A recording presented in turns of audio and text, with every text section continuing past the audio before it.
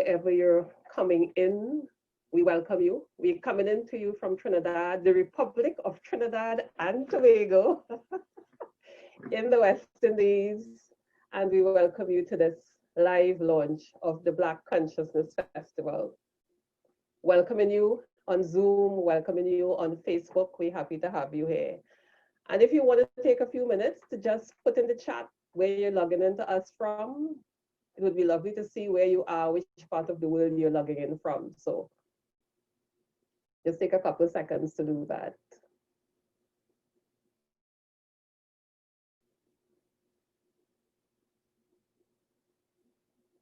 Sure. Anybody? London, welcome, Richard. Knoxville, Tennessee, Trinidad, good evening. Welcome, welcome, welcome.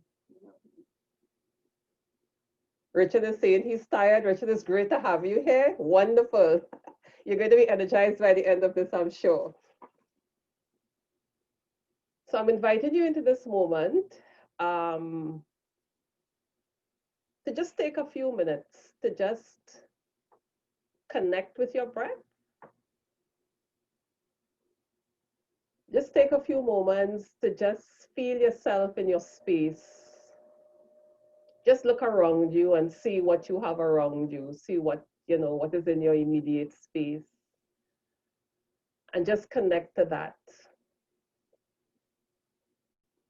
I want you to feel your face and feel your hands and feel your feet and feel your whole body. And I want you to just move. Begin to move your shoulders, move your head, move your hands, move your feet. Why? Because we are alive, we are here, and we're ready to go.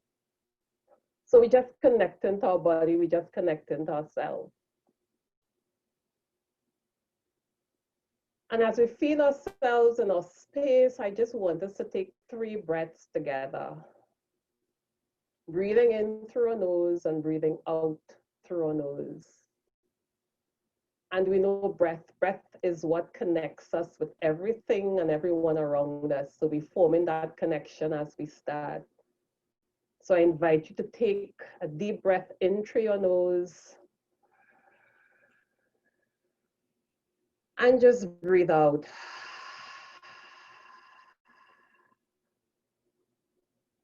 I invite you to breathe in again. And breathe out.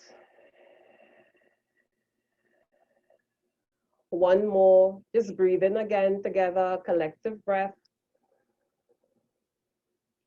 And breathe out.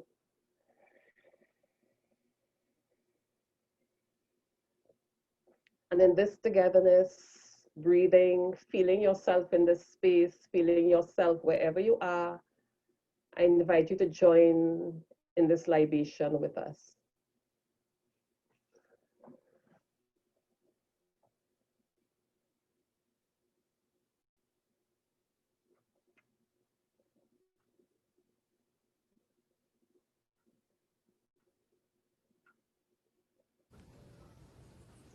Shile kufuwa Oluwa. Shile kufuwa Oluwa. Shile kufuwa o. Ìwà ló ní wá. Ìwà ló ní wá. Masheta wanu Chile kufuwa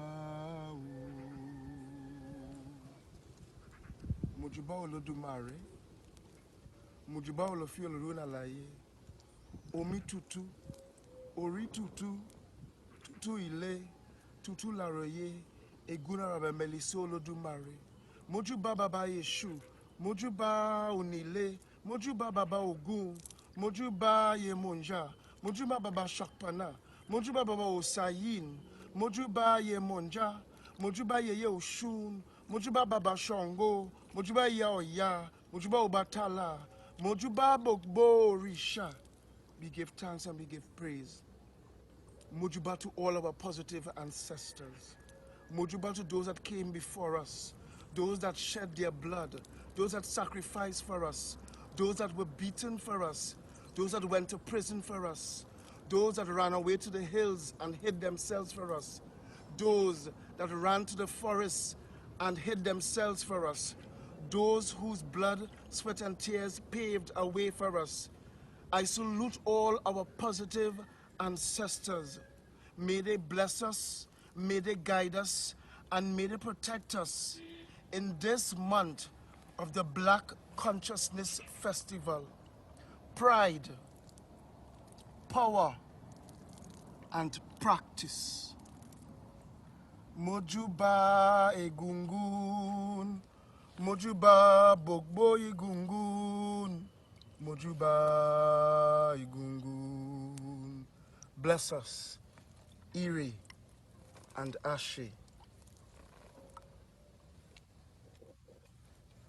Wolewa egun wolewa, wolewa egun wolewa, wolewa egun wolewa, oh wolewa, wolewa egun wolewa, wolewa egun wolewa, wolewa egun wolewa, oh wolewa. Wolewa egun wolewa, wolewa egun wolewa, wolewa egun wolewa, oh wolewa, wolewa egun wolewa, wolewa egun wolewa, wolewa egun wolewa, oh wolewa, wolewa egun wolewa.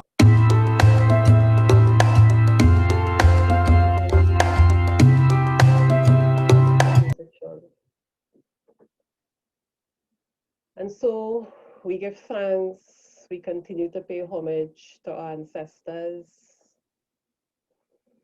We give thanks with all those who went before us, and we remember Zumbi, that warrior in Brazil who led a massive slave resistance in the 1600s and who died in 1695, and 325 years after his death, his act of resistance has given birth to this festival.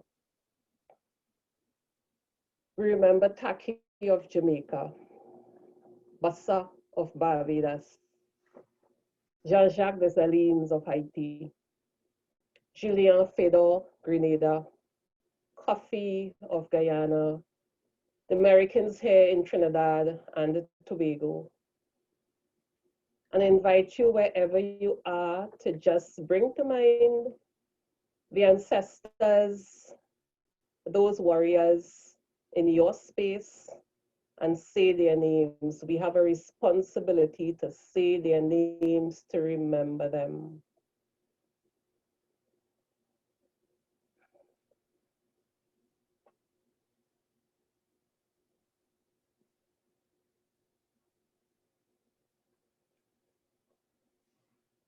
We think about our own ancestors in terms of our direct lineage. And in this time of remembrance of the dead, we say the names of those members of our direct lineage, those who have passed over. We remember them. And I say the name Vera and Aubrey Ashton. I say the name Shirley Agitor Eiffel. And I invite you to just say the name of your ancestors, those who have passed over, because we have a responsibility to remember them, because they were who we are today.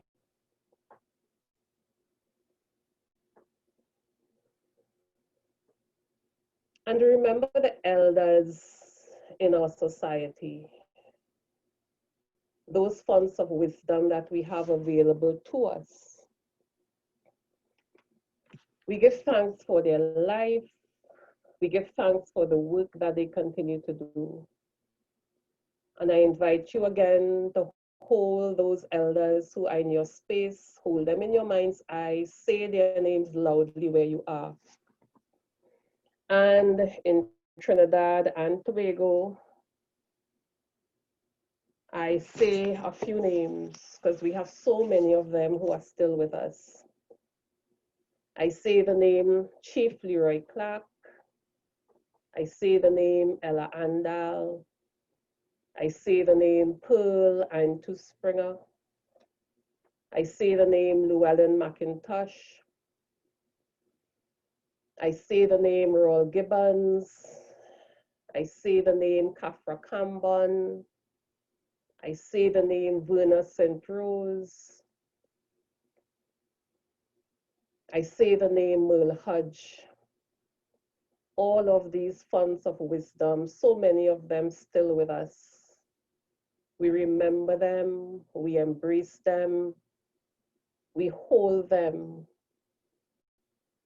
and we thank them for the work they have done, the work they continue to do in this sphere, creating that pathway for all of us.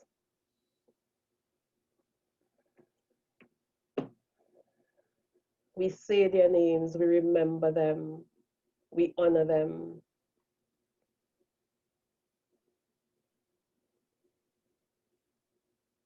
And as we move into this festival, we give thanks. We give thanks in a special way for all of us who are here, connected through time and space. We give thanks for Heather McIntosh Simon and Sean Samad, who through their work heeded the call and responded to the call and gave birth to this festival. We give thanks for our brothers and sisters in Salvador, Bahia, Brazil, who also responded to this call, Veluma, Alabi, Aquatalusha, and the Sun. We give thanks for them. We give thanks for their coming on board. We give thanks for their support. We give thanks for all the persons who responded to the call, our conversation leads, our participants, all our creatives, all the persons who have come into this space to share this time, this month with us. We give thanks for all of them. We give thanks for ourselves. We give thanks for everything that we bring into this experience. We open our hearts, we open our minds, we connect with each other across time and space as we give thanks.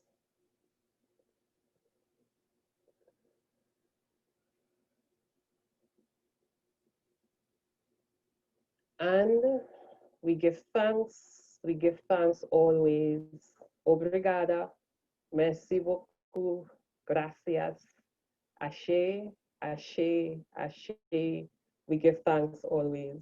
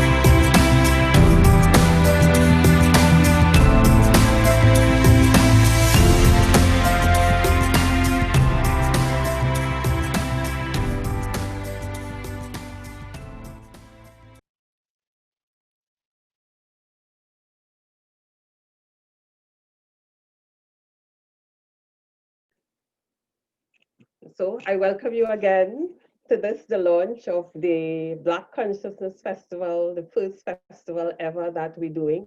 My name is Erica Ashton. and I am the festival director for this awesome, magnificently beautiful festival. It is my pleasure to introduce to you Tariq Betodier, who is going to do a reading for us. Tariq is a 19-year-old spoken word poet and actor.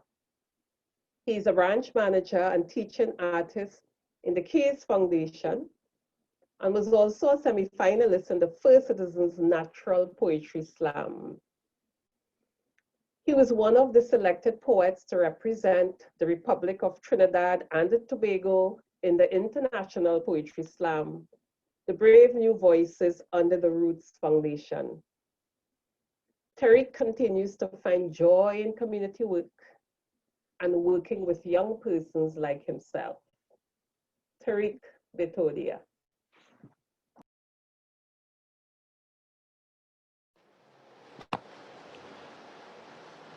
I seem to have trouble dying. By all rights, I should not have lived this long. But I still can't smell trouble riding on any wind, just as surely as I could tell you whether it is a stew of chicken necks or pig's feet bubbling in the iron pot on the fire. And my ears still work just as good as a hound dog's. People assume that just because you don't stand as straight as a sapling, you're deaf, or that your mind is like pumpkin mush.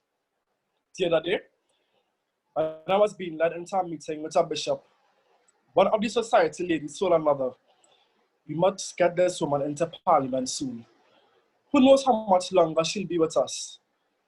Half bent though I was, I dug my fingers into her ribs.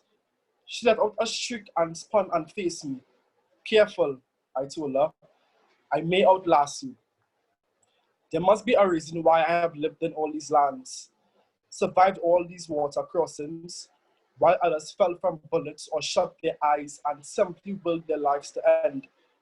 In the earliest days, when I was free and knew nothing other, I used to sneak outside our walled compound, climb straight up the acacia tree while balancing Father's Quran on my head, sit way out on a branch and wonder how I might one day unlock all the mysteries contained in the book.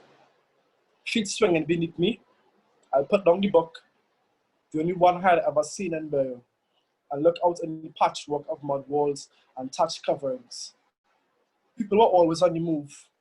Women carrying water from the river, men working iron in the fires, boys returning triumph from the forest while snared porcupines. It's a lot of work extracting meat from a porcupine, but if they had no other pressing chores, they would do it anyways. Removing the quills, skinning the animal, slicing out the innards, practicing with their sharp knives on the pathetic little carcass. In those days, I felt free and happy, and the very idea of safety never intruded on my thoughts. I've escaped violent endings even as they have surrounded me. But I never had the privilege of holding on to my children, living with them, raising them the way my own parents raised me for 10 or 11 years until all of our lives were torn asunder. I never managed to keep my own children long, which explains why they are not here with me now, making my meals, adding straw to my bedding, bringing me a cape to hold off the cold, sitting with me by the fire with the knowledge that they emerged from my lungs and that our shared moments had grown like corn stalks in a damp soil. Others take care of me now, and that's a fine thing. But it's not the same as having one's own flesh and blood to cradle one towards the grave. I long to hold my own children, and their children if they exist, and I miss them the way I'd miss limbs from my own body. They have me exceedingly busy here in London. They say I'm to meet King George. About me, I have a clutch of abolitionists, big whiskered, wide-bellied, bald-headed men boycotting sugar, but smelling of tobacco and burning candle after candle as they plod deep into the night. The abolitionists say that they have brought me to England to help them change the course of history. Well, we shall see about that. But if I have lived this long, it must be for a reason. Fa means father in my language. Ba means river. It also means mother. In my early childhood, my ba was like a river, flowing on and on and on with me through the days and keeping me safe at night. Most of my lifetime has come and gone, but I still think of them as my parents, older and wiser than I, and still hear their voices, sometimes deep-chested at other moments floating like musical notes. I imagine their hands steering me from trouble, guiding me around cooking fires and leading me to the mat in the cool shade of our home. I can still picture my father with a sharp stick over hard earth, scratching out the Arabic in flowing lines and speaking of the distant Timbuktu. In private moments, when the abolitionists are not swirling around like tornadoes, seeking my presence in the deputation of my signature atop that petition, I wish my parents were still here to take care of me. Isn't that strange? Here I am, broken down old black woman who have crossed more water than I care to remember and walked more leagues than a woke horse. And only things I dream of are the things I can't have: children and grandchildren to love, and parents to take care of me. The other day, they took me into a London school and they had me talk to the children. One girl asked if it was true that I was the famous Mina D, and the one mentioned in all the newspapers. Her parents, she said, did not believe that I could have lived in so many places. I acknowledged that I was Mina D, but that she could call me Aminata Diallo if she wanted, which was my childhood name. We worked on my first name for a while. After 3 tries, she got it. Aminata. 4 syllables. It's really not that hard. Aminata, I told her. She said she wished I could meet her parents and her grandparents. I replied that it amazed me that she still had grandparents in her life. Love them good, I told her, and love them big. Love them every day. She asked why I was so black. I asked why she was so white. She said she was born that way. Same here, I replied. I can see that you must have been quite pretty, even though you are so very dark, she said. You would be prettier if London ever got any sun, I replied. She asked what I ate. My grandfather says he bets you eat raw elephant. I told her I'd never actually taken a bite out of an elephant, but there had been times in my life when I was hungry enough to try. I chased 300 or 400 of them in my life, but never managed to get one to stop rampaging through villages and stand so long enough for me to take a good bite. She laughed and said she wanted to know what I really eat. I eat what you eat, I told her. Do you suppose I'm going to find an elephant walking around the streets of London? Sausages, eggs, mutton stew, bread, crocodiles, all the regular things. Crocodiles, she said. I told her I was just checking to see if she was listening. She said she was an excellent listener and wanted me to please her, to please tell her a ghost story. Honey, I said, my life is a ghost story. Then tell it to me, she said. As I told her, I am Aminata Diallo, daughter of Mamadou Diallo and Syria Kubali, born in the village of Bale, 3 moons of foot from the Grain Coast in West Africa. I am Bamana and Afula. I am both, I will explain that later. I suspect that I was born in 1745, or close to it, and I am writing this amount, all of it. Should I perish before the task is done? I've instructed John Clarkson, one of the quieter abolitionists, but the only one I trust to change nothing. The abolitionists here in London have already arranged for me to write a short paper, about 10 pages, of why the trade in human beings is an abomination and must be stopped. I have done so, and the paper is available in the society offices. I have a rich, dark skin. Some people have described it as blue-black. My eyes are hard to read, and I like them so. Distrust, disdain, dislike. One doesn't want to give public notice of such sentiments. Some say that I was once uncommonly beautiful, but I wouldn't wish beauty on any woman who has not her own freedom and who chooses not the hands that claim her. Not much beauty remains now. not the sound rising, buttock so uncommon in this land of English flatbacks, not the thighs thick and well packed, or the calves rounded and firm like ripe apples. My breasts have fallen, where once they soared like proud birds. I have all but one of my feet and clean them every day. To me, a clean, white, full, glowing set of teeth is a beautiful thing indeed, and using the twig vigorously 3 or 4 times a day keeps them that way. I don't know why it is, but the more fervent of abolitionists it seems, the more foul the breath. Some men from my homeland eat the bitter cola nut so often that their teeth turn orange. But in England, the abolitionists do much worse with coffee, tea, and tobacco. My hair has mostly fallen out now, and the remaining strands are grey, still curled, tied to my head, and I don't fuss with them. The East India Company brings bright silk scarves to London, and I have willingly parted with a shilling here and there to buy them, always wearing one when I am brought out to adore the abolitionist movement. Just above my right breast, the initials go run together in a tight inch-wide circle.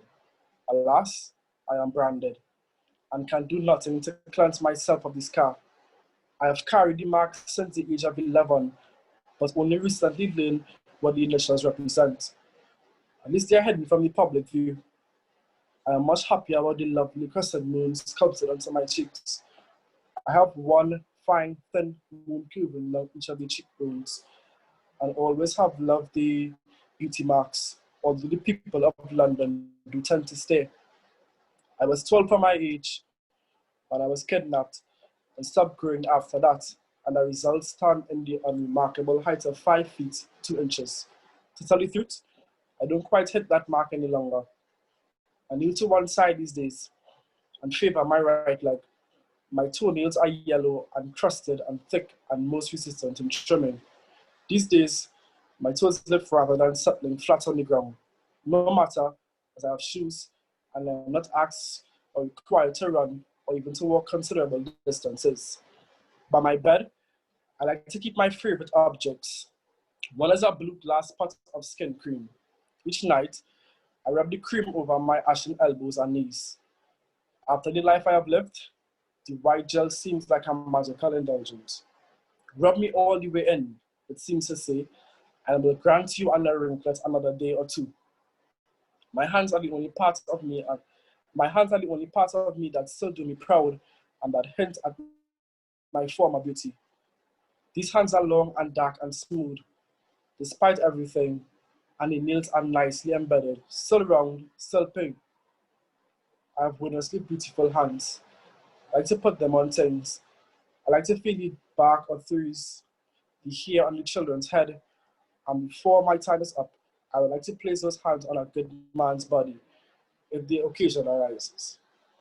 But nothing, not a man's body, or a sip of whiskey, or a peppered goat stew from the old country would give anything like the pleasure I would take from the sound of a baby breathing in my bed, a grandchild snoring against me.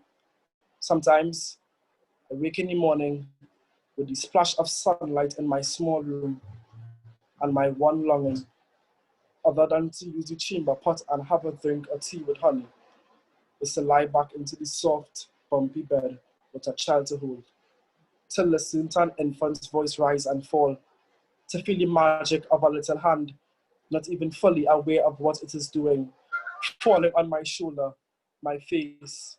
These days, the men who want to end the slave trade are feeling me. They have given me sufficient clothes to ward off the London damp. I have a better bed than I've enjoyed since my earliest childhood, when my parents let me stuff as many soft grasses as I could gather under a woven mat. Not having to think about food or shelter or clothing is a rare thing indeed. What does a person do when survival is not an issue? Well, there's the abolitionist cause, which takes time and frightens me greatly. At times, I still panic when surrounded by big white men with a purpose. When they swirl around me to ask questions, I remember the hot iron smoking above my breast. Thankfully, The public visits are only so often and leave me time for reading, to which I am addicted like some are to drink or only tobacco. And they leave me time for writing. I have my life to tell, my own private ghost story. And what purpose would there be to this life if I have lived, if I could not take this opportunity to read it? My hand cramps after a while, and sometimes my neck or neck aches when I have sat for too long at the table. But this writing business demands little. After the life I have lived, it goes down as easy as sausages and gravy. Let me begin with a caveat to any and all who find these pages. Do not trust large bodies of water, and do not cross them. If you, dear reader, have an African hue and find yourself led toward water with vanishing shores, seize your freedom by any means necessary, and cultivate this trust of the color pink. Pink is taken as the color of the innocence, the color of childhood, but as it spills across the water in the light of its dying sun, do not fall into its pretty part. There, right underneath, lies a bottomless graveyard of children, mothers, and men. I shudder to imagine all the Africans rocking in the deep. Every time I have sailed the seas, I've had the sense of gliding over the unburied. Some people call the sunset a creation of extraordinary beauty and proof of God's existence. But benevolent force would bewitch the human spirit by choosing pink to light the path of a slave vessel. Do not be fooled by the pretty color, and do not submit to its beckoning.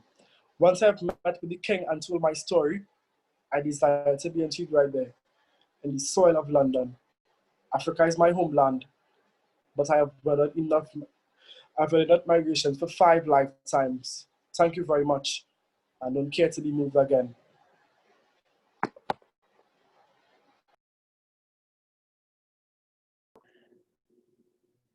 Am I here?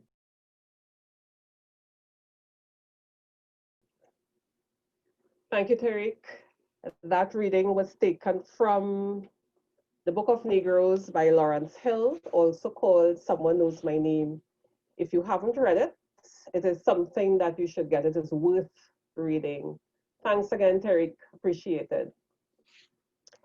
Steve Biko tells us that Black consciousness seeks to infuse the Black community with a newfound pride in themselves, their efforts, their value systems, their culture, their religion, and their outlook to life. I am now going to invite Candace, Sean, and Heather to have a conversation around the Black Consciousness Festival.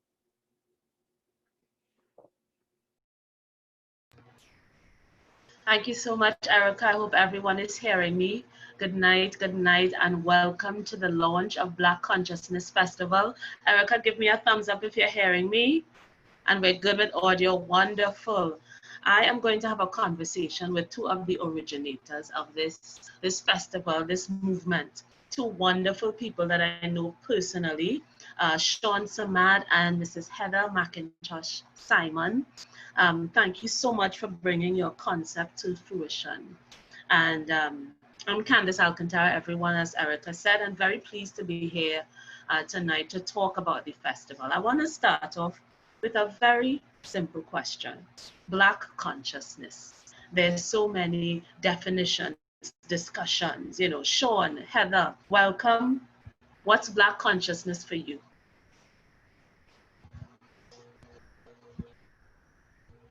Sean, I'm putting you on the spot, Sean.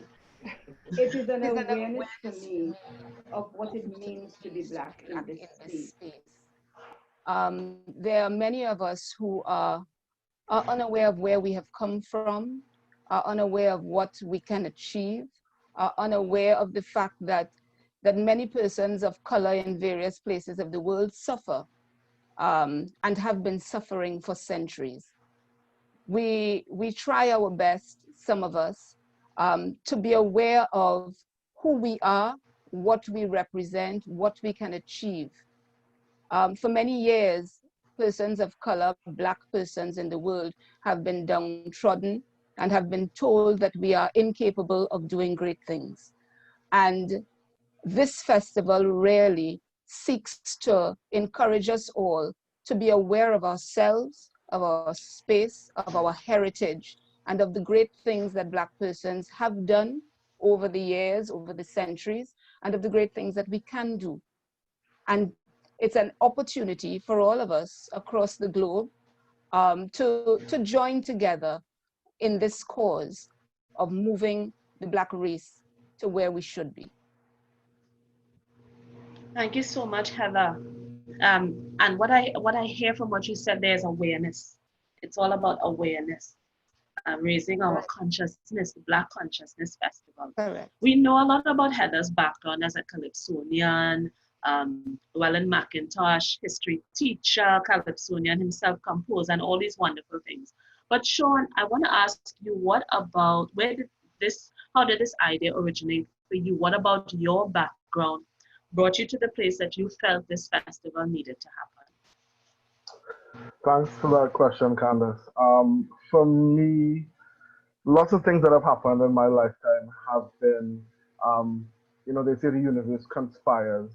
So it's been conspired by divine forces that I really had no control over or no input on.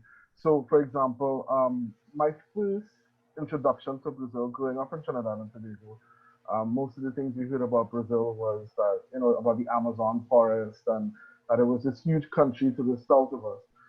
But nothing more than that. And it was going to university abroad and deciding to pursue Latin American studies that first allowed me to learn a little bit about Brazil, and that was the beginning. After that, I started to realize how much in common Brazil has, culturally speaking, with the Caribbean, with Trinidad and Tobago. And that was the impetus that made me to start digging more to see what is this connection between us that makes us so similar. And my life has just continued in that path. You asked a question about Black consciousness, and for me, Black consciousness is really about repairing. There's a lot of discussion about reparations these days, and reparations is a big fancy academic word for repairing what has been disconnected, what has been broken.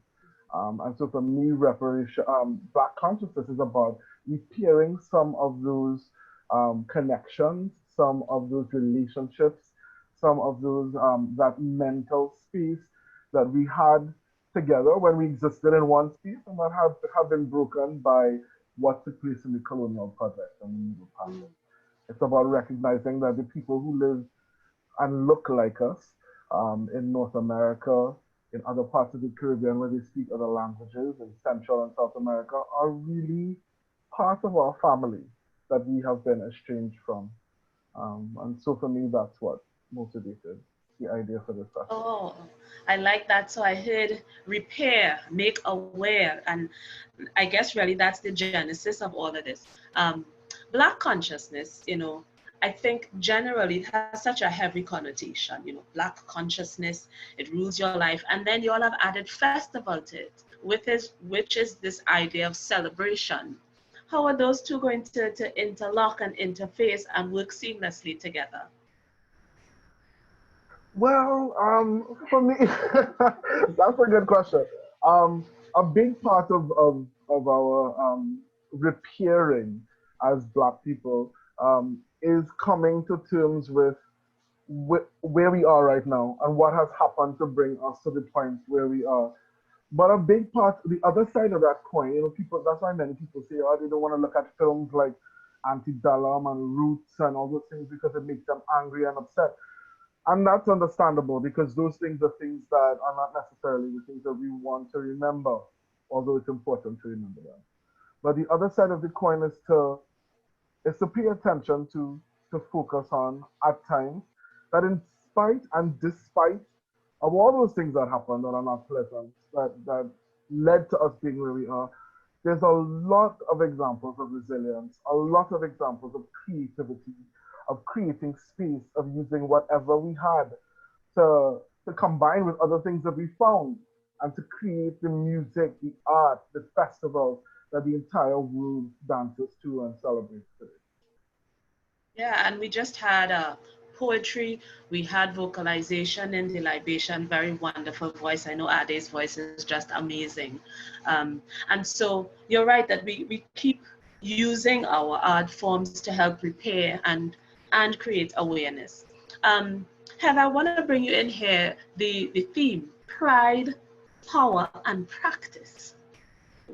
Why were those words chosen?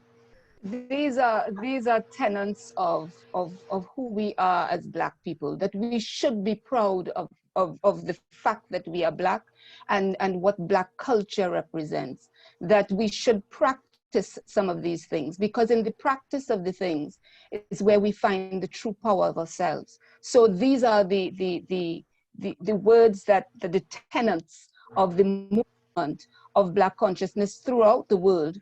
And they are also the tenets of what we should be aspiring to. We should be aspiring to be a proud people. We should be aspiring to be a powerful people. We should be aspiring to be a people that practices our own traditions, our own cultures in our own various spaces, because these are the things that unite us. Regardless of where we are in the diaspora, there are some things that hold true for Black persons all over the world. Thank you so much. And let's get now into the festival. What can people look forward to? Why come online and jump into this festival? The major thing that we have, the central idea that we have for the festival is 20 conversations for 2020. So we have various persons who are going to be having exactly that, conversations. These are not academic panel discussions. These are persons of various places of the world telling our stories, telling of our experiences. The interesting thing for us is that many times we believe that we are the only person who have certain experiences. We are the only persons who are suffering certain realities. We are the only persons who know our truth. And it's only when we begin talking and telling our stories that we realize that someone over the seas is having a similar experience. And from our experience, we can help someone else, one of our brethren, somewhere across the globe. By sharing our experiences, by sharing our lives' works, we can hone some of our skills. And some of us will not have to reinvent the wheel, because others of our family members would have gone through some of the things that we are going through now. So we are going to be having 20 conversations over the next month. And the conversations are going to be about various aspects of what it means to be Black in this space. We are also going to have several days of cultural activities. So we're going to be learning about our foods, the foods in the diaspora, how we cook them, why they are cooked in specific ways, why these ingredients and not something else, why is the methodology in this order. We're going to be having music, because music is part of what it is to be Black. Right, so we have music from across the diaspora. We're going to have art from across the diaspora as well. We're going to have workshops in the talking drum and singing and dancing. There's a segment, Dancing with Your Daughter, where we're encouraging mothers and daughters to dance together and move together. So there's going to be some of everything that you can possibly imagine, sharing what we in the diaspora have to offer to the world. Thank you, Heather. Interesting point, that the timing of this, Sean, we're in the middle of COVID. There's a pandemic happening. And in the middle of this, we drop a Black Consciousness Festival. Why now? Well, I think 2020 has been a year where so many things have happened, underscored all by the pandemic, right? So we see all of the riots and the movements happening across the globe, people responding to the fact that as Black people, we are still in 2020 subjects of systemic racism, of oppression, of discrimination in various forms. And so why not now? Why not use this time when people are still kind of grappling with the consequences of being forced to stay at home, the consequences of disease and all the other things that come with it. It is a time that we can use to to come together as people who share things in common and to celebrate and commemorate those who've gone before us. Thank you. And so, I mean, I'm excited to hear what's coming up next. And I know there's a panel that I'm involved in, but there's so many other things that I didn't realize were happening. But a project of this magnitude, a lot of people have to work together. So we know Erica is on board, we know Sean is on board. Heather, tell us about some of the other people that are working with you and some of the other partners that have come together. We have Create Future Good has been one of our major partners, led by Nadella Oya.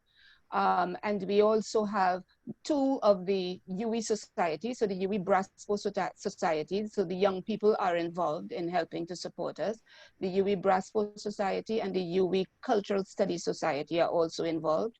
We have Olatunde out of West Africa.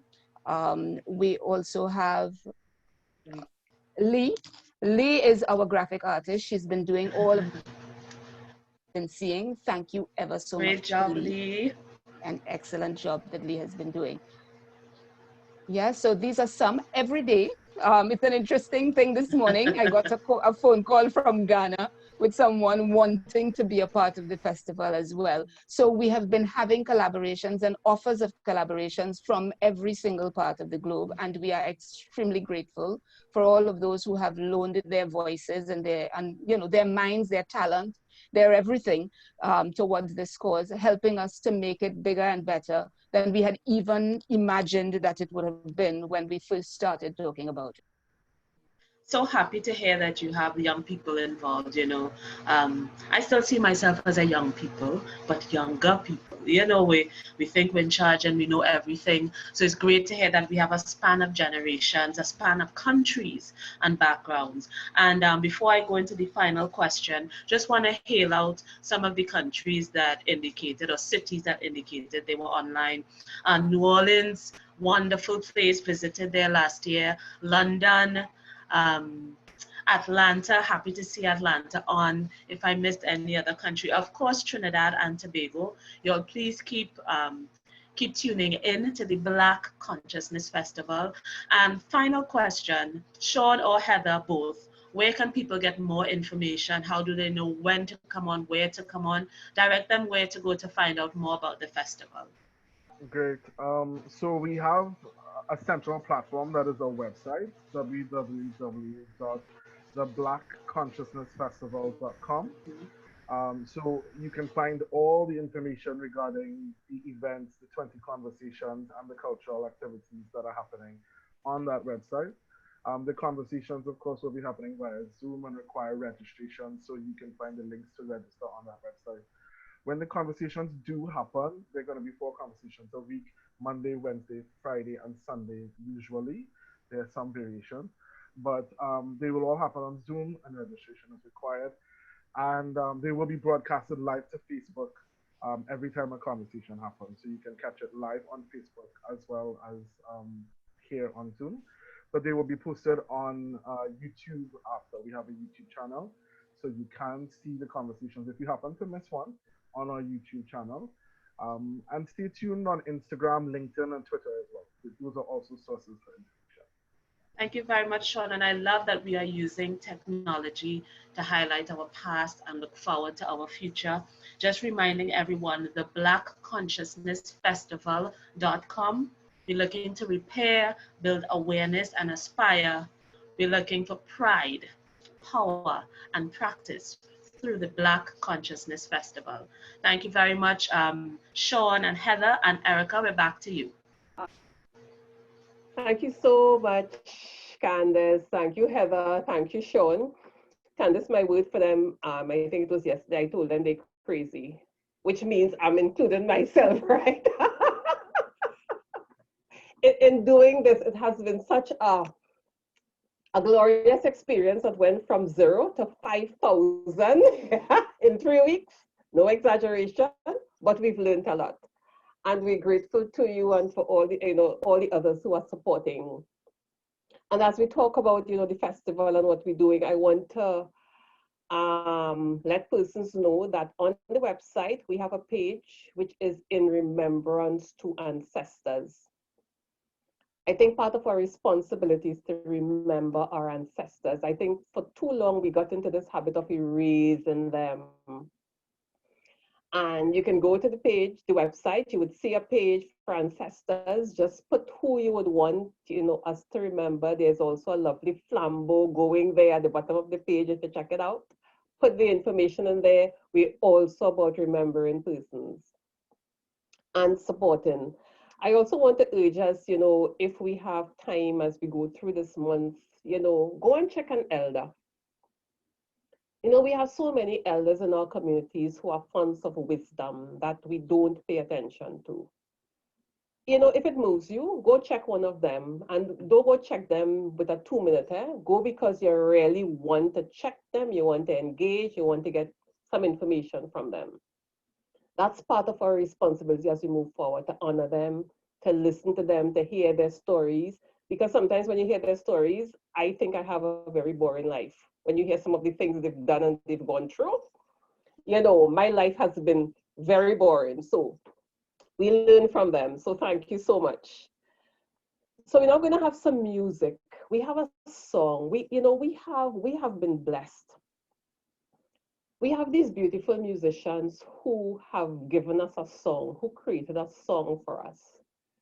We have Baba Onelu, who is a multi-percussionist, and we know Baba, my word for him is the heart and the soul of his music. We have Ruth Osman, singer, flautist, and I refer to her as a delicate spirit, the essence of the Essequibo River. And we have Mr. Terrence Shaw, height, depth, breadth, guitarist, human being extraordinaire, a friend to us. We just love them. You can hear we love them. And we're going to listen to a piece of music they did for us.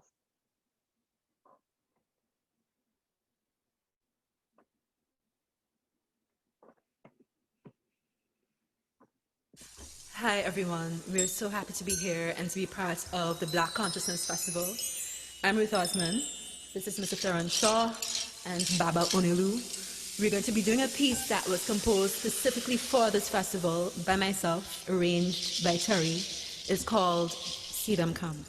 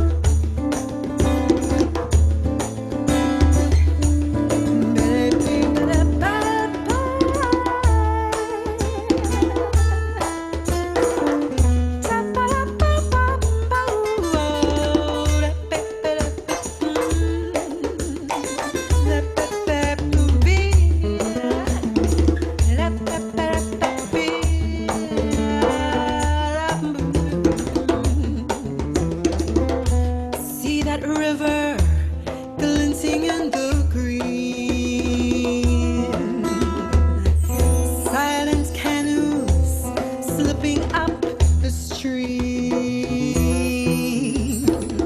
Someone whistles, someone answers low.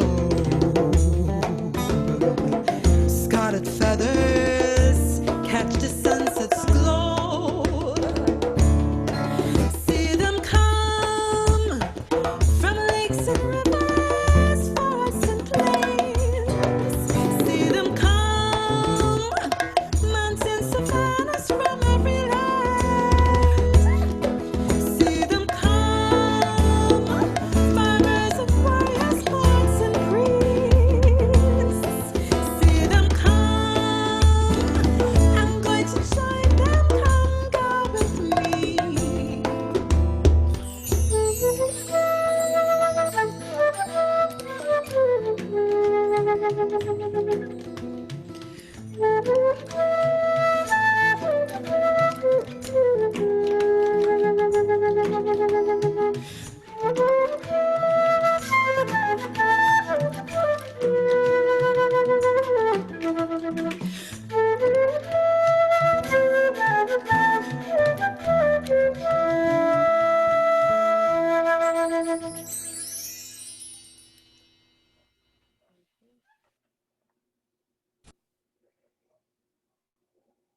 Thank you, Ruth, Perry, Baba. That was so beautiful.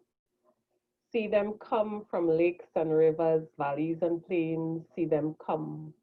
Mountains, savannas, from every land. See them come. Farmers and warriors, poets and priests. See them come. I'm going to join them. Come go with me. Thank you, Ruth. Thank you for those beautiful lyrics. And I remind us that as we go through this month, as we continue to pay homage to our ancestors, remember, light a candle for them, pour some water, plant a tree. We're remembering them as we go through. I'm now going to invite Heather McIntosh Simon to do the vote of thanks. Thank you, Erica. It is truly right and just our duty and our salvation, always and everywhere, to give thanks. An event of this magnitude could never occur were it not for the support of those who stepped up, lifted their voices, their hearts and hands, giving of their minds, their talents, their souls and themselves to the cause. We give thanks to the Creator, by whose guidance we will be able to learn, grow, and experience the diaspora over the next month. We give thanks to our support team of Nadella, Kim, Christian, Adaisy, and Tonya, who assisted with coordination, and our students who volunteered, Nicholas and Talia and June for technical support, Joa-Marie for communication and admin support, and Lee for graphics and media.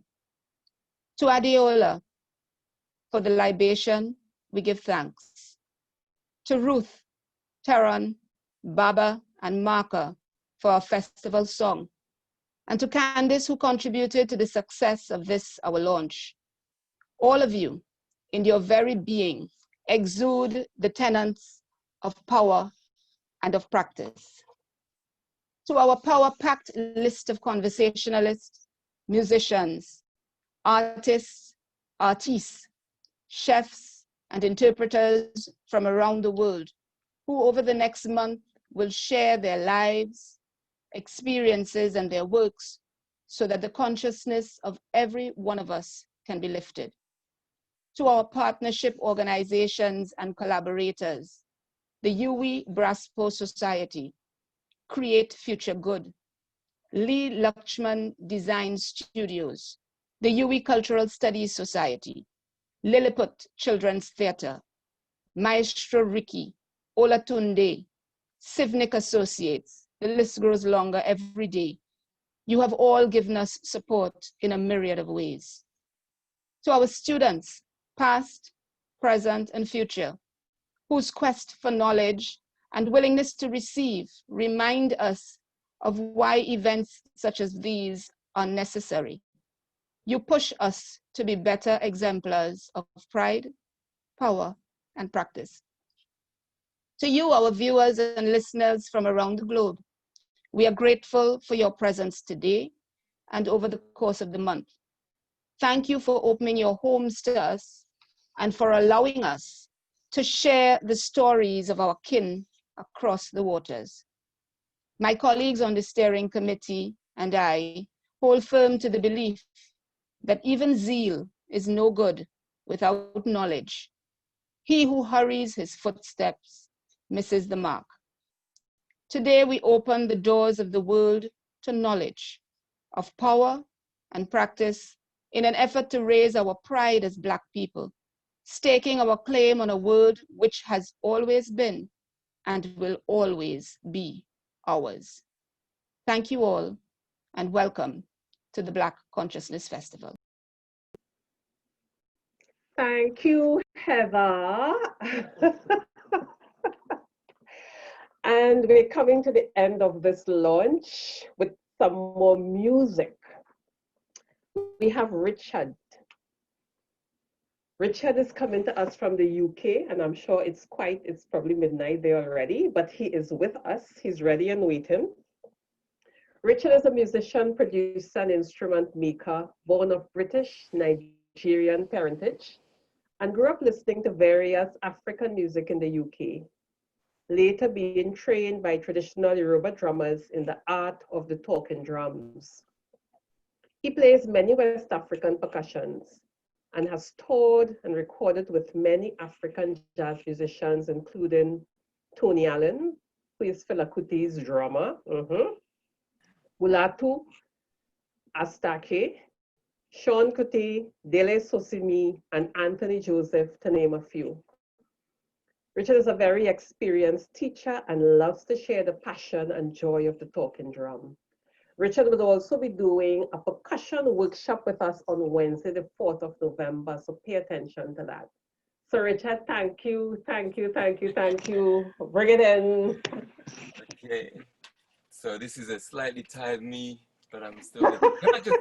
Can I just say one of the things, British Nigerian, one of the things when I first met Trini in London that I loved, one of the many things that I loved was the connection with the Yoruba. Even just this libation at the beginning, it really touches my heart to hear the connection is so strong and so sweet. And so anyway, I'm gonna play some talking drum. I was gonna do a screen share with a backing track, but I think I will just play the drum. This drum comes from a family. The big one is the mother. It's always the female. People say the big one's the daddy. It's not, it's a woman. But I'm gonna play one of the smaller ones, and maybe we can do some, just give you the sound, and because we recite proverbs, praises, so many things. But let me just chill on it for a little bit.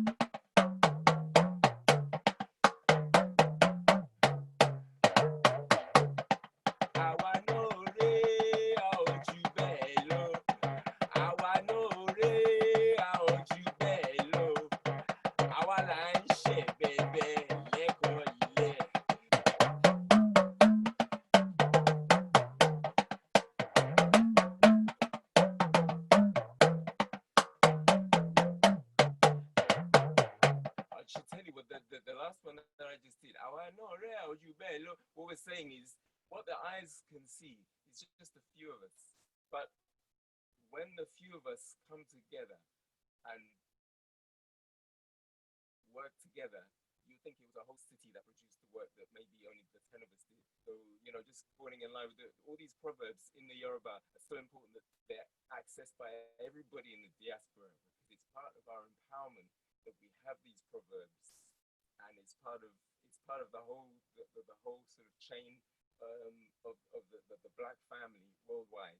So I always like to try and promote that, to get everybody to join in and to sort of understand what it is. And this is why this drum is so important. I'll just do one more to say goodbye.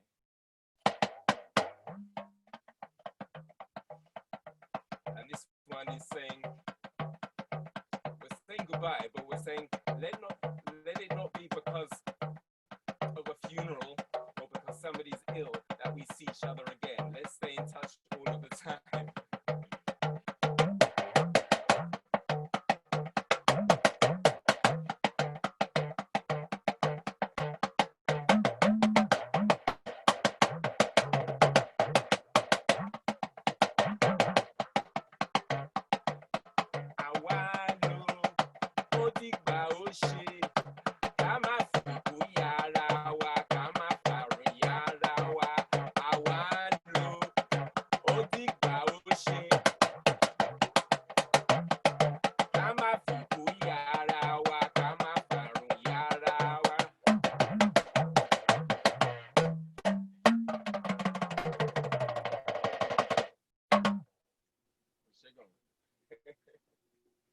Thank you, Richard. Thank you for blessing us with your lovely talking drum. Looking forward to the workshop. I hope you get to go and sleep now. Blessings, blessings, blessings, and love. Thank you, thank you. And so we've come to the end of our launch. And I just want to say thank you to everyone who has joined us. Stay in touch with us. You're certainly going to be seeing a lot of us over the next month in terms of all the activities we have planned for you. So we're starting tomorrow. So just stay in touch with the website. You'll get the updates from us once you register. But thank you, thank you, thank you, thank you, thank you. Obrigada. Gracias. Merci beaucoup. Ashe, ashe, ashe. Thank you. Have a good night.